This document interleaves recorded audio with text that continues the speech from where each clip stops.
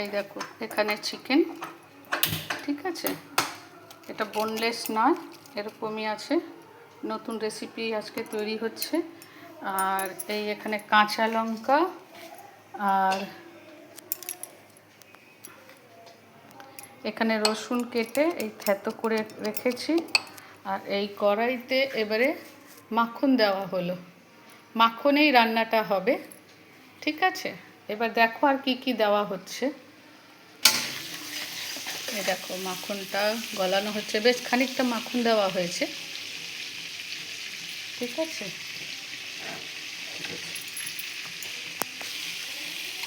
মাখনটা গলে এসছে, গরমও হয়ে গেছে। এর মধ্যে এবারে রসুন যে একটু কেটে থেতো করে রেখেছিলাম ওটা দিলাম, তারপরে এই কাঁচা লঙ্কাও দেওয়া হলো। দেখো এই রান্নাটা কিন্তু আমার হাজব্যান্ড বানাচ্ছে, খুবই ফেভারেট আর খুব ভালো রান্না করে এটা।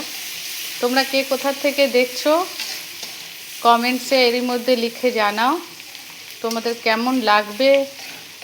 একবার তোমরা নিশ্চয়ই করো, এটা করে দেখো কেমন লাগবে, সেটাও আমাকে কমেন্টসে করো।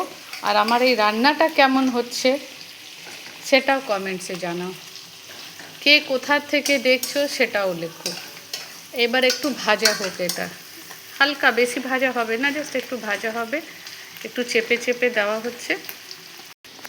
দেখো প্রায় 1-1.5 মিনিট ভাজলাম, তারপরে এতে চিকেনটা দিয়ে দেওয়া হলো। দেখতে পাচ্ছ এই চিকেনটাই মাখনেই কিন্তু তৈরি হচ্ছে জিনিসটা। এবারে খুব ভালো করে মিশিয়ে ভাজা করবে, বেশি ভাজবো না, তবে হ্যাঁ হবে, কাঁচা গন্ধটা যেন না থাকে। দেখো কেমন এটা ভাজা ভাজা হচ্ছে। একটা জিনিস মনে রাখবে তোমরা, এতে কিন্তু জল দেবে না, এতে একদমই জল দিতে হবে না। আর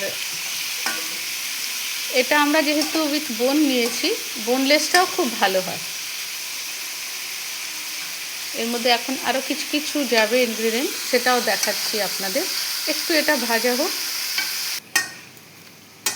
দেখো প্রায় 1 মিনিট হলো ভাজছি, এটাকে ঢাকা দিয়ে দিয়ে সিমেতেই করতে হবে। এই দেখো এটা কেমন হলো, আধার বেশি কুক হয়ে গেছে। আর এবার এটাতে আমরা দিচ্ছি মেয়োনাইজ। এটা মেয়োনাইজ দেওয়া হচ্ছে, দেখো অনেকটা মেয়োনাইজ দেব। একটা জিনিস মনে রাখবে, এটাতে নুন আমরা এখনও দিইনি, যদি দরকার পড়ে একটু টেস্ট করে তবেই নুনটা দেবে, না হলে নুনের দরকার নেই। বিকজ এতে মাখনে তৈরি হচ্ছে, মাখনেও নুন থাকে আর মেয়োনাইজেও নুন আছে, তাই জন্য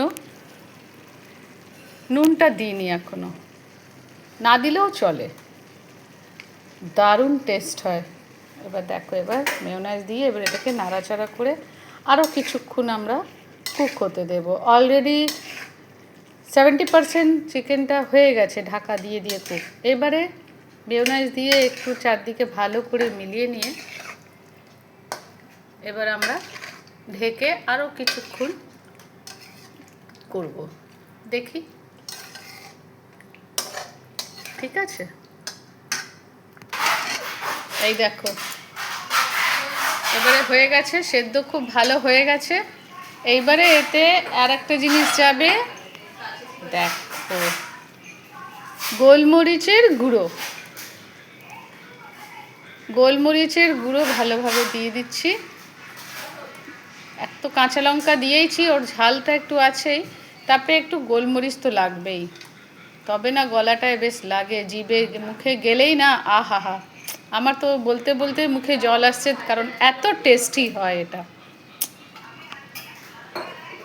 তোমরা করে খেও। আর যদি তোমাদের ইচ্ছে হয় এর মধ্যে একটু ধনেপাতাও গার্নিশ করে দিতে পারো, খুবই ভালো হবে, কিন্তু আপাতত এখন আমার কাছে ধনেপাতাটা নেই, তাই দিলাম না। এবার গ্যাস বন্ধ করে দিই, আর হয়ে গেল রান্না। কেমন লাগলো তোমাদের বলো, কমেন্টসে জানিও, কে কোথা থেকে দেখছো সব বলো। Thank you, by. আর আমাদের কুককে দেখো।